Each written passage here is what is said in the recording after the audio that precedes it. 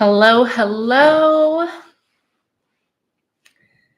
Welcome back. As you can see, I changed things up today so you guys can see some of my plants. I just felt like doing something different. Let me see if I want to turn this light up a little bit. Okay, that's better. That's better. It was a little dark. Okay, so glad to be back on here. Have a really good topic for today. Let me make sure my notes are ready. If you guys are listening, let me know that you can hear me, that everything is set up correctly since I changed it around. And of course, we have today's tea. And I went back to Dollar Tree and got some more tea lights finally, so we can stay warm. We have red jujubes or red dates, goji berry, and ginger today. And I'm not putting any honey in it because it's already kind of sweet enough. But let me organize just a few more things. It's a little messy on my side of the desk, but we're going to make it work. Let me pour myself a cup of tea and settle in. We are not going to do nails today because that red nail polish that I've been using, although it's been working really well, it's staining my nails, and I don't like that. So I'm just going to give my nails a break from the color.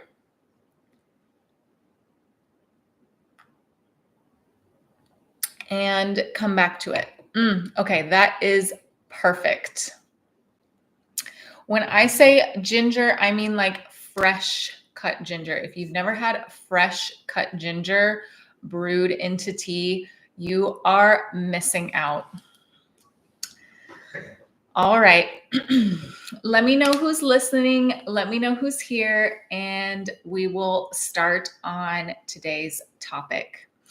How mothering energy blocks you from your feminine allure. And remember, we talked about feminine allure in a previous video, that sort of captivating, magnetic quality that some women possess that allows them to own the room with just their presence. I know that a lot of us are interested in learning how to do that, and my upcoming 3-day intensive on owning the room is actually sold out. So I'm so sorry if you didn't make it in. I will definitely be hosting another, but I know a lot of people are interested in that. So I want to talk today about sorry. Got a little message. Okay. Sorry if you heard that interruption. I want to talk about a very common sort of block that prevents people from accessing their feminine allure, their feminine essence, particularly that type of like seductive or sensual type of quality. And that is when you are in your mothering energy. When we are in our mothering energy and we are in that caregiver role, that really will block us from being in our kind of powerful feminine essence, feminine allure, because mothering energy is meant for children. But a lot of times we start giving it to anyone and everyone in our lives, because many of us have been conditioned since we were younger to give as women. I know this, and I experienced this because when I entered my career in teaching, who else are the teachers? Well, it's mainly women. Okay. Of course, there are male teachers out there. And in fact, we need more male teachers out there. But the teaching field, the nursing field, a lot of these professions are dominated by women because it's a caregiving profession. And when I was a teacher, it was just sort of expected of me to give and give and give and give at the expense of what I was receiving. What I was receiving financially, because as we all know, teacher salaries are very, very low. And what I was receiving in terms of respect and treatment by my administration and by parents. But I was expected to work outside of school hours, answer phone calls, go above and beyond. I remember at one school, we even had like overnights and extra activities that we did on the weekend that we were expected to show up and work for, because that's just what you do out of the goodness of your heart. And this is conditioned in us as women and encouraged for us to do. If you look at men in traditional, jobs and situations, they are not expected to do the same thing. So mothering energy can look like self-sacrificing. And it can also take on like a martyrdom type of energy as well, where you are so self-sacrificing that you're now like a martyr. And I've also seen a lot of women kind of derive their self-worth from this. So because they are giving so much to other people, that's where they derive their value and their self-worth from. And this is not a place where you want to be. This also comes from good girl conditioning. And if you're not familiar with that term, I highly recommend that you look it up. And it's kind of what I was speaking to earlier about how we are conditioned as women to be quote unquote good girls and to give to others and to do the right thing, oftentimes at the expense of ourselves. And so some women who never come out of this, like I said, they end up in their adulthood as people who are doing so many things for other people because it makes them a good person, right? Everybody says, oh my gosh, you're such a good person. You're always helping out. You're always volunteering. And yes, like those are wonderful things. But again, we don't want it to be out of balance. This is what I'm talking about. I'm talking about when it's out of balance and when it's blocking you from being in your most powerful feminine version of yourself. So the mothering, the self-sacrificing, the martyrdom can come from good girl conditioning, where we are encouraged to do for others before we do for ourselves. It can also come from, religious conditioning, where again, putting others' needs ahead of your own is seen as the right thing to do, and being selfish is really frowned upon. A lot of my clients, especially when it comes to me working with them in terms of embodiment and finding their sensuality, a lot of them share with me that the way that they were raised, the idea that they should just be able to enjoy their sensuality for themselves is incredibly foreign, because sensuality was so heavily tied to sexuality that it was frowned upon for you to even kind of bring that up and start to enjoy it just for yourself. It was meant for your husband or your partner, right? So religious conditioning can impact us. The danger here that I see and how I see it affecting people is that energy, that mothering energy is meant for your children. It is meant for your close relatives. Like if you are needing to care for an elderly relative, a parent, an aunt, an uncle, a grandmother, a grandparent.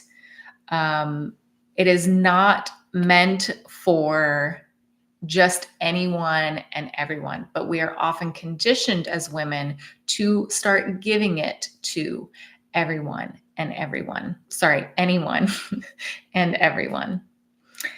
So what happens is you lose your feminine essence, you lose your feminine allure because we start focusing on everyone else instead of ourselves. We're pouring into them instead of into ourselves. When I was teaching full time, one of the schools where I worked, I was easily working 12, 14 hours a day.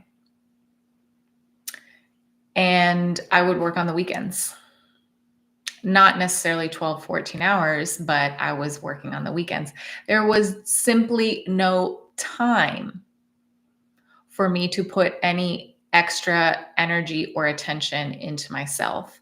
And I look back at that time in my life and I think, wow, I invested some of the quote unquote, not best years of my life, because I believe that all years of your life are good, but some of the younger years of my life, I was investing that into children who weren't even mine.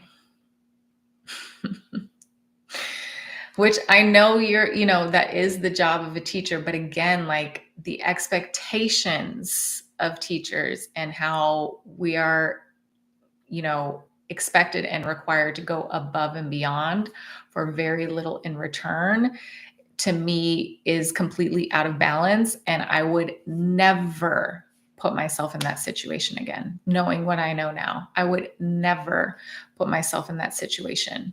So caring more about others than we care for ourselves is not a place where you want to be, especially if you're trying to level up and step into your femininity.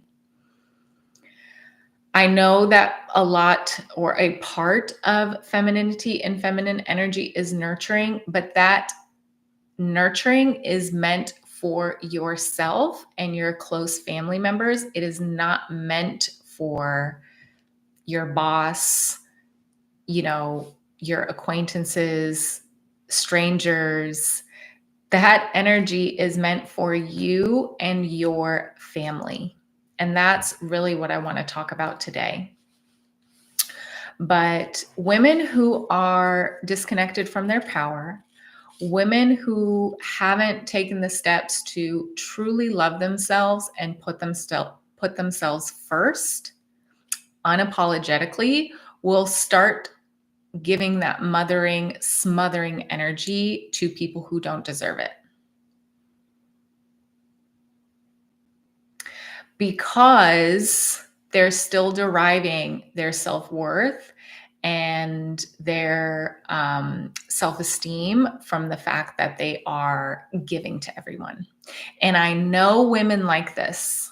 I know women like this right now, who are always the ones to go the extra step with people that are really not doing the same for them, right? They're the type to kind of go over the top and buy an extravagant gift for someone that would never do the same for them.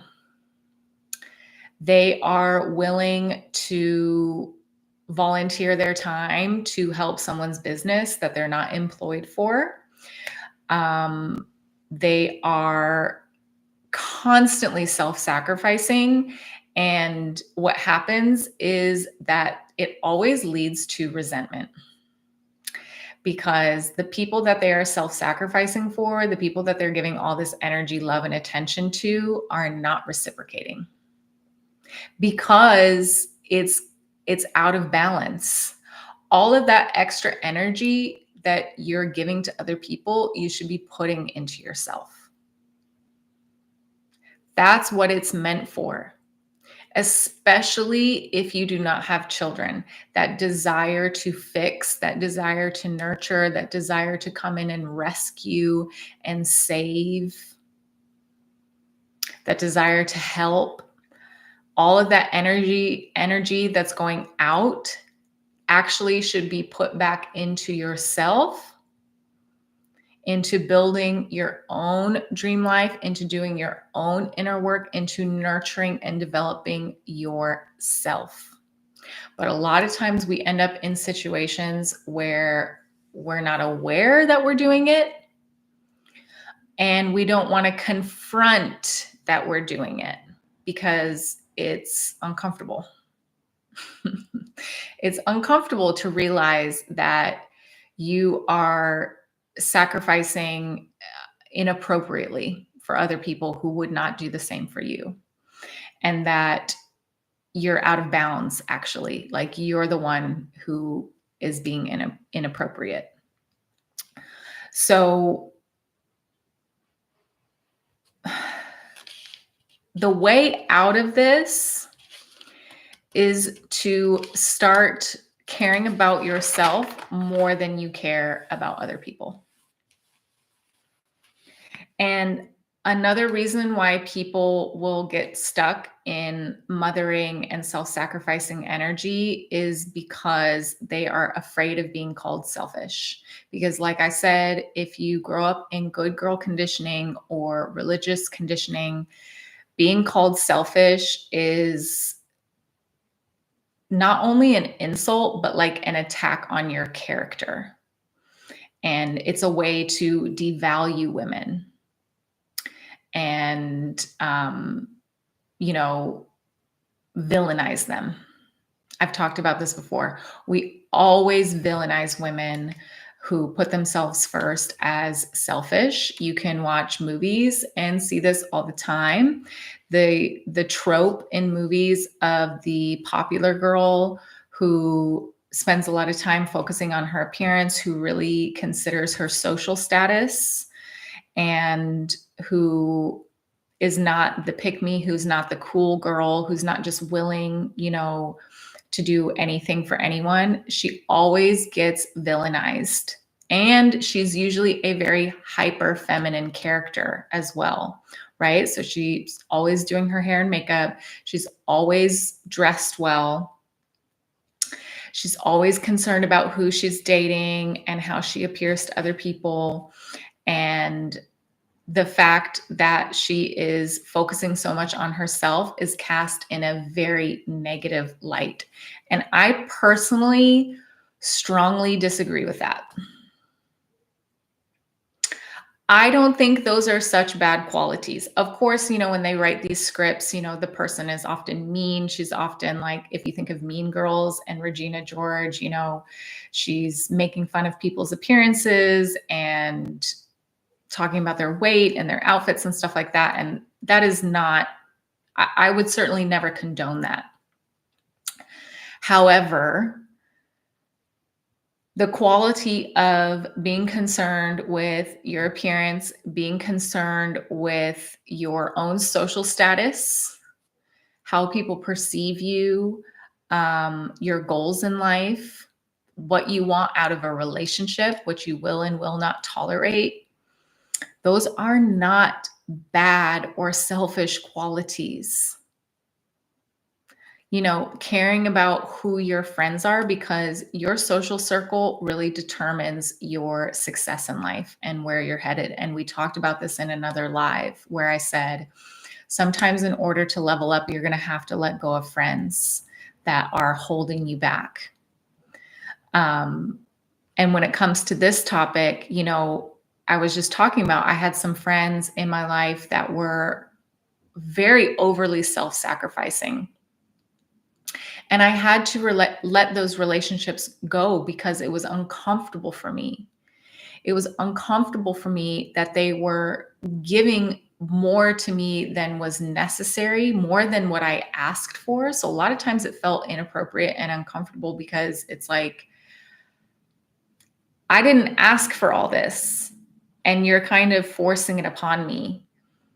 And it's not appropriate, right? They're fixing, they're rescuing, their quote unquote generosity is actually kind of overwhelming and smothering. That's why, like, mothering and smothering is something that we want to get away from. But I actually let those friendships go because it was uncomfortable. It was out of balance. When you get to a certain point in your level up journey, in your mindset journey, this is something that I learned from the universe guru, or Mina. If you guys watch her YouTube or have read her books, and I think it really makes a lot of sense here. You have to view other grown-ups as capable. So if you are constantly swooping in with mothering and smothering energy, you are not viewing that person as capable, and you're not respecting them as an individual, because what you're saying is, you can't do it on my own and you need my help. I know what's best for you, and I went ahead and got these things for you, and I don't have anything better to do with my time. So now I'm going to become preoccupied with what's going on with you and put all my extra energy and time into you instead of into myself, which is not a healthy friendship dynamic. It's not. So leveling up and maturing is being able to view other people as capable and allowing them to solve their problems on their own, get help on their own, and offering support from a healthy, boundaried place, and not jumping in and inserting yourself. That's really how I felt with people that were like overly self-sacrificing and in their like mothering and smothering energy. It's like they were always inserting themselves. So you're going to have to let those people go, and it can be uncomfortable, and that's okay, because you're going to get through it, and they also are capable. You have to see them as capable and release them with love and wish them well on their journey. But back to this idea of, caring about your social circle and whether or not that's selfish, being really intentional about the quality of people that surround you and that you call friends, I do not think is a bad quality. I don't think that is a bad habit or a bad characteristic. I think that's very, very smart, especially as a woman, because, our friendships tend to be very intimate and conversational. So if you have somebody around you who is stealing your energy, bringing you down, has a fear or lack-based mentality, that is going to keep you stuck. So I don't think it's wrong to care about, your reputation, who you're friends with, and how you're perceived in the world. I think that's wise. Me personally, I think that's wise. So you have to keep in mind that this messaging around women being selfish for putting themselves first is highly, highly toxic and somewhat misogynistic, because if you look at how men are behaving in the world and how they're treated, they do not get labeled the same at all. Think about men who, go golfing on the weekends. Men who don't cook for themselves and order out and send out all their dry cleaning and just focus on their work, right? They miss a school concert for their children because they're busy working. Most of the time, we do not label these men as being selfish. But if a woman were to do it, she gets villainized because it is expected of her to be more self-sacrificing and to be more of a caregiver. And again, when it comes to your children, like, okay, missing a school concert, I think for either parent, you have to decide how much of your children's events you can show up for and how many you have to miss for work. But I'm just kind of giving that example to paint the picture that when men put themselves first, when they put their careers first, when they put their reputation first, they are usually not met with the same reaction. So you have to keep that in mind. And that's what keeps us stuck, is that fear of being called selfish and then sort of being rejected by our community or our friends because we are no longer willing to sacrifice ourselves.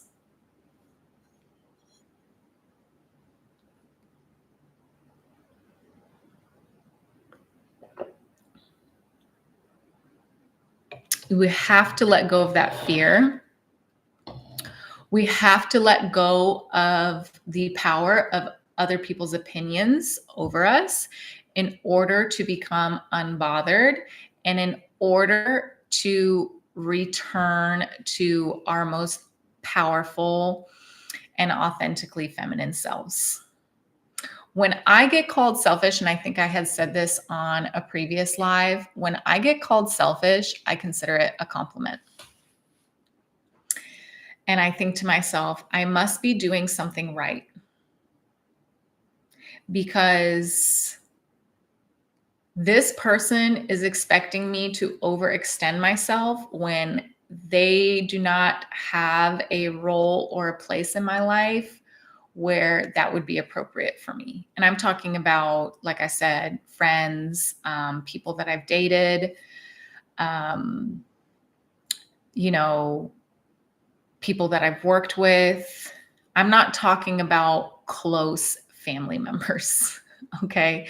If a close family member is calling you that, maybe it's time to reevaluate. But when I get called selfish, I am not offended. In fact, I usually agree with them.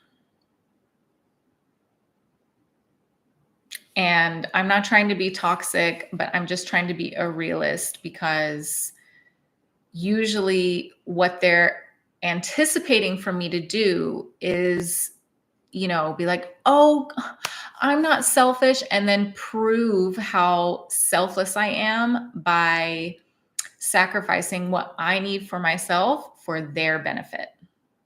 That's usually when it comes up, is that they're hoping I will react in a way where I feel embarrassed, where I feel like I need to prove how selfless I am and make a sacrifice in order for them to benefit. But at this point in my journey, I am so self-assured and I am so convinced that putting myself first is the way to go through life. So anybody who wants me to put myself second to them, and they are not my child and they are not my mother that I need to, care for as she gets older, if anybody asks me to put them ahead of me and they are not my child and they are not my mother who's getting older, absolutely not. Absolutely not. And I don't care. And again, when you come to this place of confidence, when you come to this place of radical self-love. Because the reason why nobody can convince me to do that anymore is because I've already done it. I was under that spell.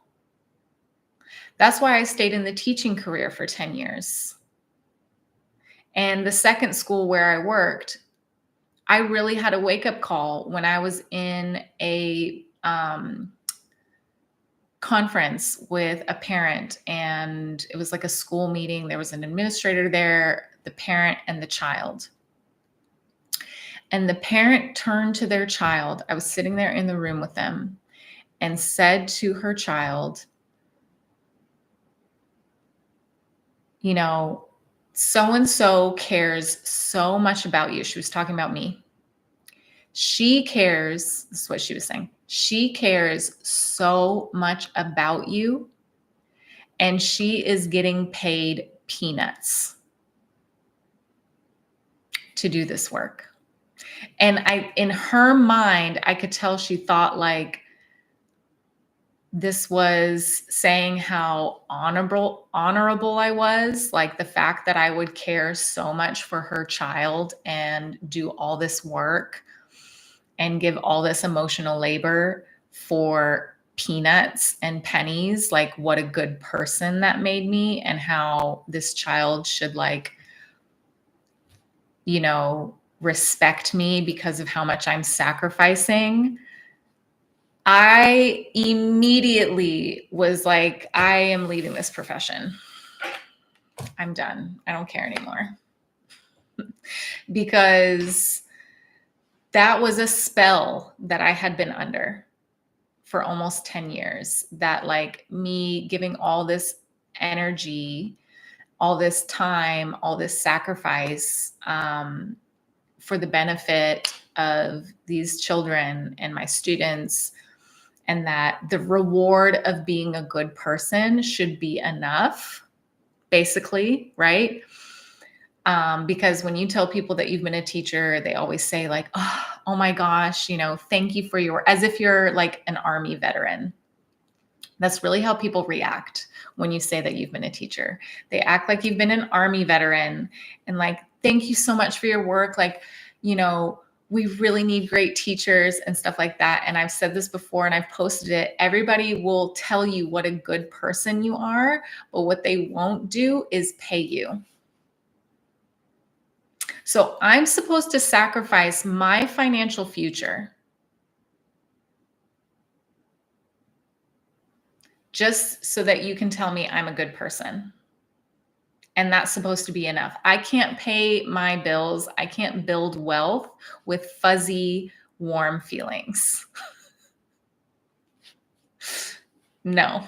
So when I was in that meeting, that was, I think, a year or so before I actually fully left the classroom. But I say that to say that I was under that spell. I was under that spell. Another example was me helping out in a family business. I was helping a family member with their business for many, many years. And I thought it was the right thing to do. That's really what I thought. I thought this is the right thing to do, is to help. And I was investing all of my time and energy and skill and talent into a business that I didn't own.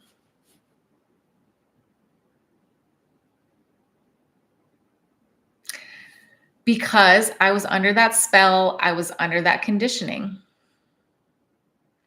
So, I've also been in relationships when I was younger, and most of us have, where you are giving and giving and giving to a boyfriend, or a girlfriend, let's say. Doesn't necessarily matter. Doesn't have to be a hetero relationship, but you're giving and giving and giving to a partner who's not committed to you. We've all done it. And so you cannot convince me to do this anymore, right? I cannot be shamed or, yeah, I guess shamed is probably the way that it happens the most. I cannot be shamed into doing that anymore. So when people call me selfish, I agree with them and say, yep, I am. No, I'm not going to overextend myself to help you with something that you should be capable of doing on your own. No, I'm not going to help you and do work for free just because you're my friend or a family member. I had to start really radically loving myself because I had reached a level of resentment and burnout where I had no other choice. And I had reached that level of resentment and burnout because I was under the spell that this is what I was supposed to do to be a good person.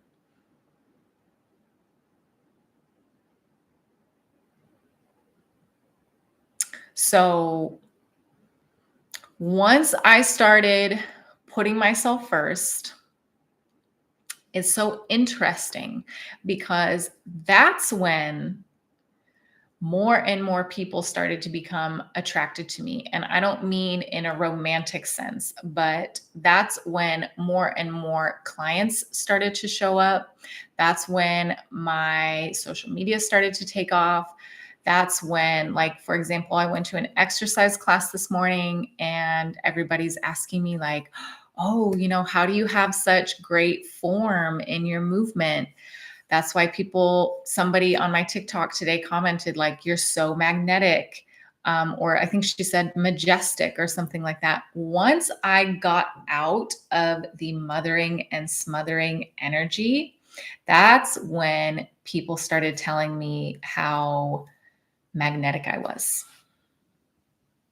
And so that's why it is really, really important, if you are relating to what I'm saying, if you are somebody who is in like an overly self-sacrificing place, you've sort of lost yourself, you're misplacing that energy by being so concerned about other people, their problems, their situations, and over giving. If you are using that energy in the wrong way to give it away to other people who don't deserve it, instead of putting it back into yourself, that is why it blocks your feminine essence and feminine allure, because you are literally giving that vital energy away to other people instead of putting it into yourself and your own self-care and your own inner work and your own level up. We are not drawn and attracted to those overly mothering type of people.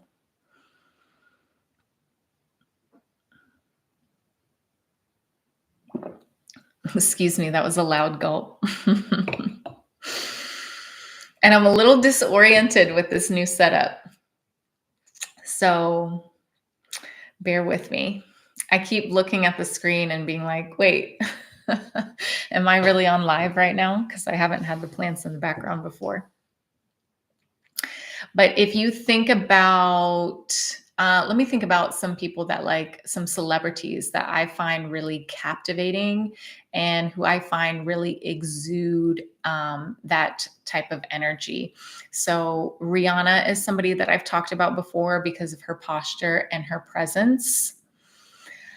Rihanna is not somebody who is going to stop and go fix your problem and spend time thinking about your issues, because she is building her billion-dollar businesses, right? She has Savage Fenty and Fenty Beauty line. Do you think that she was able to accomplish that by overly self-sacrificing and caring about the opinions of others and spending time and energy helping them with what they need instead of helping herself?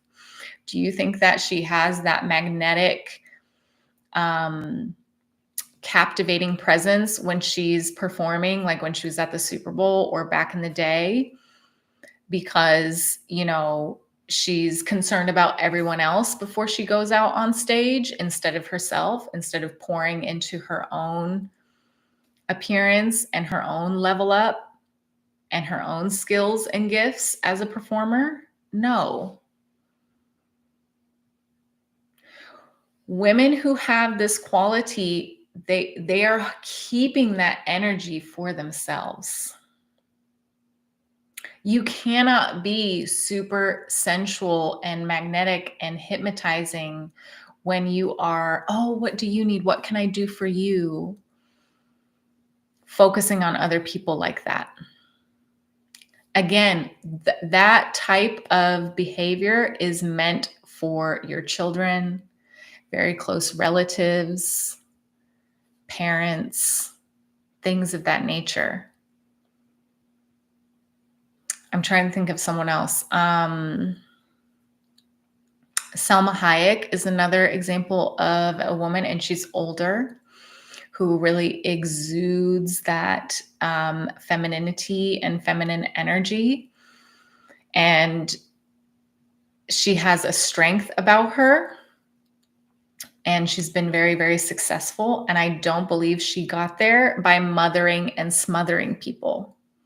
Right. And I'm pretty sure Selma Hayek has children. I don't know. I'll have to look that up. But, Rihanna has children now. Rihanna is a mother now. And I guarantee that she's going to be saving all of that energy for her children and not just for strangers. Selma Hayek. I really love Sofia Vergara. Sofia Vergara recently divorced her husband because this is what I heard. This is all speculation. I just want to give some examples. I guess he wanted to have children and she didn't. She put herself first and said, okay, well, that's it. And when you do that, again, all that time and energy that you could be spending worrying about other people and trying to fix and solve and twist yourself into a pretzel to meet their expectations. Now you have that extra time and energy to focus on yourself, to take that class that you always wanted to take, to learn that language that you always wanted to learn, to go on that vacation, to start that business, to do that hair treatment. Look at this. You know why it's this way? It's because I have extra time and energy to put love into it. We've talked about this before. The garden that is the most beautiful is the one that is cared for. So the reason we want to get out of that mothering, smothering, martyrdom place is because you want to take that time and energy and put it into yourself. Cooking for yourself, reading that book, signing up for that course, taking that walk to the water to spend some time, meditating, working on your wardrobe, watching that design YouTube channel, sewing the outfit. Like, you're pouring into yourself. You're cultivating your own garden instead of other people's. That is the message here. I see a couple people listening. Let me know if it's making sense. Let me know if you're relating to it. But again, I'm speaking as somebody who was once under the spell and really focused on other people's opinions, on thinking that, in order for me to be a quote unquote good person, I should be doing more for others than I was doing for myself. And all that led to, for me personally, was resentment and burnout, because I was never getting back what I was putting in to other people, into their businesses, into the relationship, into the job. And so I had to make a decision, and I had to be honest with myself that it was actually me that had the problem. And that's where a lot of women also stumble. If you've been listening to this channel for a while and you're relating to the things that I'm saying and you're wanting to work with me, I want to work with you too. And part of that is learning to be honest with ourselves. So it was when I reached a point where I was completely burnt out, because there was a time in my life, I talked about this, where I was working 3 jobs at once. I was teaching school full time and I had 2 part-time jobs. I rarely ever had time to cook for myself because I was working 7 days a week with all my jobs, usually driving from one place to the other. So I was always eating on the go, rushing. I was eating a lot of sugar, a lot of carbohydrates, because that's what was like giving me energy. There were times where I was working until 3 o'clock in the morning at one of my part-time jobs. And then I would wake up and go teach pole for like 5-6 hours the next day. I physically don't even know how I was doing it. And again, I I was in a place where I thought, okay, this is the right thing to do because, I'm helping a family member with their business, or I'm just doing this, part-time I was also working part-time with a friend for their business. And so I was like, well, I'm helping, and, these people will reward me later on or whatever it is. And I was working full-time at a school. And everybody was like, oh my gosh, Ariel, you're so amazing. But they would never do the same for me. Never. They would never sacrifice their future and their business to come and help me the way that I did for them.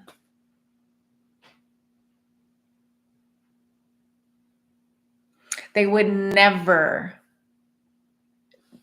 sit in a room and have somebody say like, oh my gosh, look at all that she's doing for peanuts, for pennies. You know what I mean? It was that time in my life where I was like, oh my gosh, I really, really don't like this feeling. But at the end of the day, the only person that I could be upset with was myself. And I had to start being really honest with myself. And that's where I started to level up further, because I've been on my level up journey ever since I started to recover from my ED when I was around 17, 18 years old. That's when I first really started kind of looking at my flaws, looking at my shadow self, and being honest about the work that I needed to do. So once I reached that point of burnout and resentment, I couldn't even really be mad at the other people because I had said yes to it and like I had volunteered for it. And that was the truth. And so again, if you've been listening to my channel, if it's been resonating with you and you're thinking about working with me, the one thing that I ask is that you're open to looking at your shadow self and really being honest about your own role and the things that you need to work on, because it always starts with us. And I think having an ED has been one of the biggest blessings in my life, because I don't feel shame when I have to look at a character flaw that I have. I mean, a little bit, right? I'm human, but I don't necessarily experience the same levels of shame and embarrassment that other people might when you point out, that, hey, this is something you need to work on. Because I already went through that with my ED. My ED was so out of control and so embarrassing at times that I'm kind of immune to it at this point. Like I already went through some of the most embarrassing parts of my life already. So the rest has been easy for me by comparison. But you should never feel ashamed if you identify an aspect of yourself that you need to work on, because more than likely, like I said, it comes from conditioning and your environment and something that you didn't necessarily choose. So if you grew up in a really religious environment and you were conditioned to feel ashamed about your body, ashamed about your sensuality or sexuality or something like that, you should never feel like personally ashamed if you decide to confront those issues, because that was something that was taught to you. That's not a belief system that you chose. It's just a belief system that you happen to grow up in. And so for me, when I realized, oh my goodness, like, why am I, being such a martyr? Why am I giving away my power? Why am I doing more for others than they're doing for me? And now I'm resentful and I'm burnt out. And I'm certainly not in like my beautiful magnetic. Oh my gosh, I was not in my beautiful magnetic energy at all. I was burnt to a crisp. Okay. Um, and very like victim, very much in a victim mindset, because I was acting like a victim. I was acting like a victim. I was acting like I didn't have a choice and that other people were taking advantage of me because I was letting them do it. I was signing up for it. I stayed at a job that was completely unhealthy and inappropriate. Some of the teaching jobs that I was in terms of the, one paid well, but it was, the working conditions were very inhumane. I've spoken on this before. One time I had a schedule where on one day I didn't even have a bathroom break the entire day. I had to try to eat my lunch in 15 minutes as fast as I could. I was working 12, 14-hour days, and I kept staying because I thought, I don't want to disappoint the kids. I don't want to disappoint them and their families because they're relying on me. So let me just completely sacrifice my own health and happiness and financial future.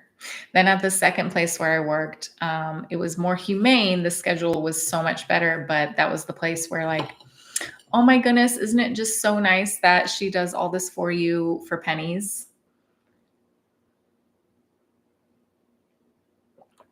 And so again, I signed up for it and I stayed.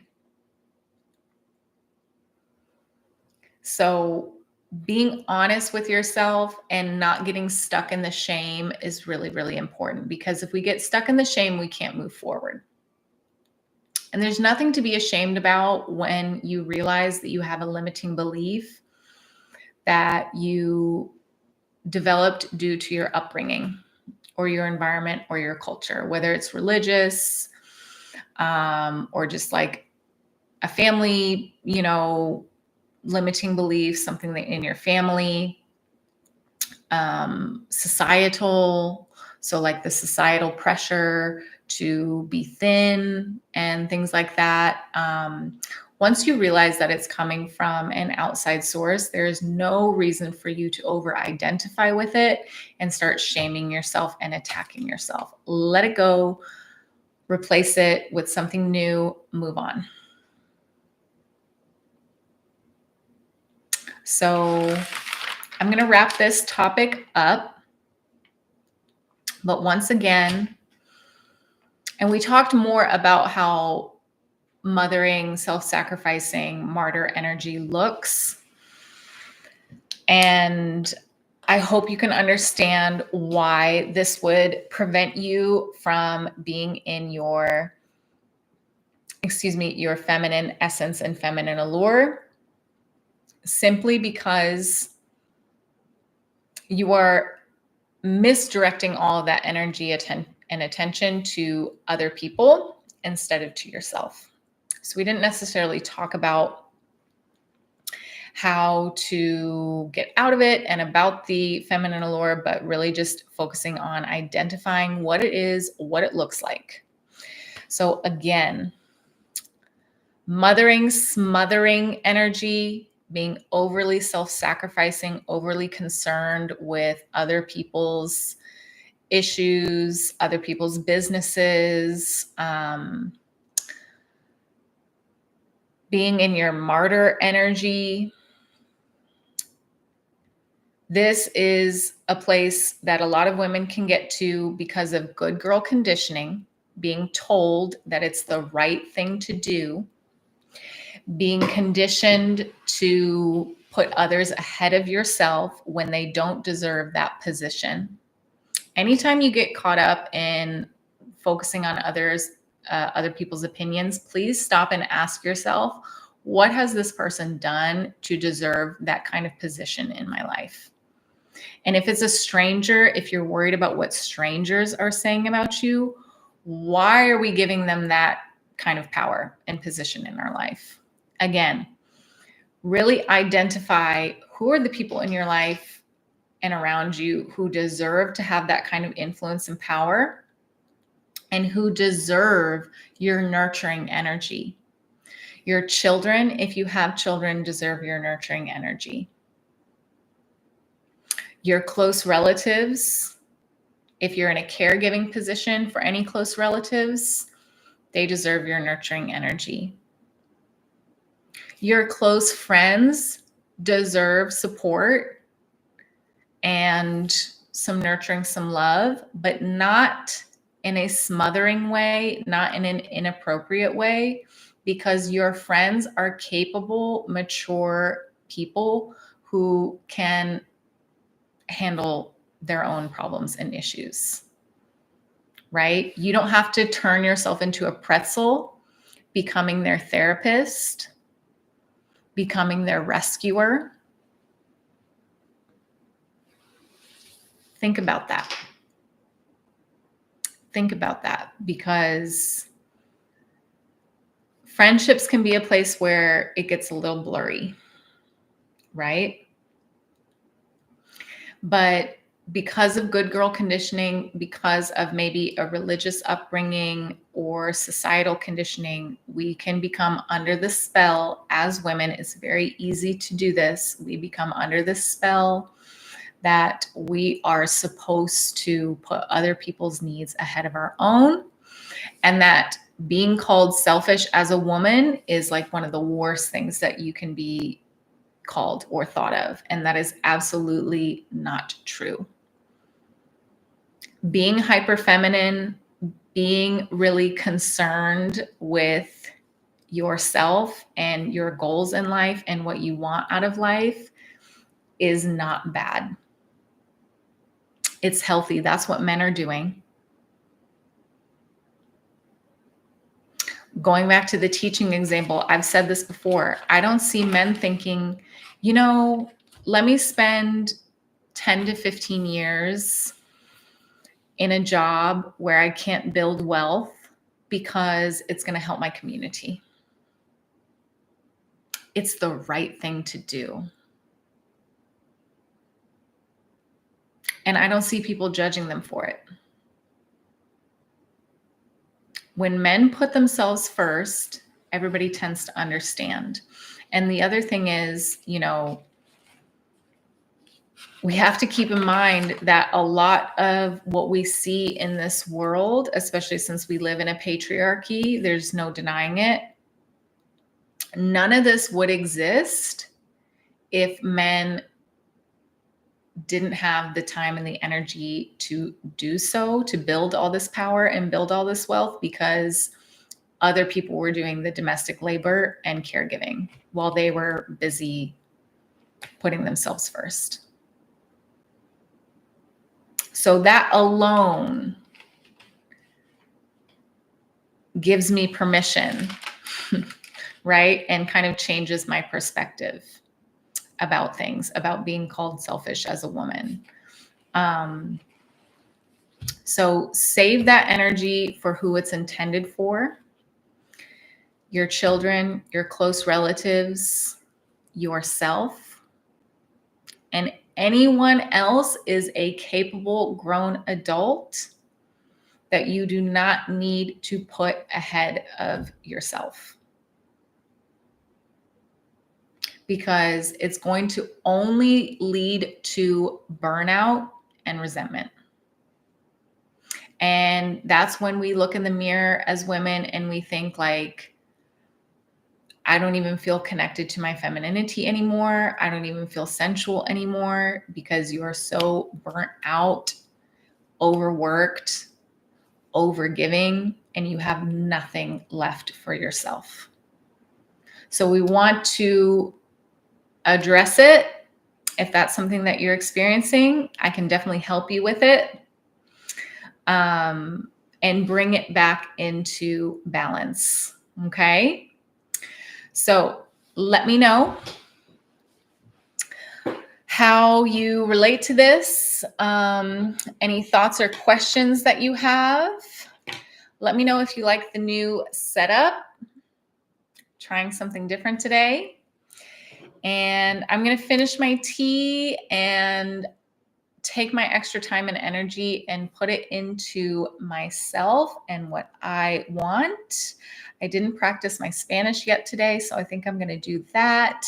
And I've been working on creating some more downloadable resources for you guys. So I've been working on a couple projects. I'll probably get back to that tonight. And if you've been listening for a while and you have a question that you want to talk about with me personally, I have a link in the description box and you can book a call with me and we can chat about your goals, your desires, how we can help you get back in touch with your feminine energy, your feminine allure and essence, and get rid of the rushing energy, mothering, smothering, self-sacrificing, and martyrdom that you might be stuck in. Okay. There's no shame in the level up game. We're all about growth here. So let me know if I can help you in any way, and I will see you in the next video.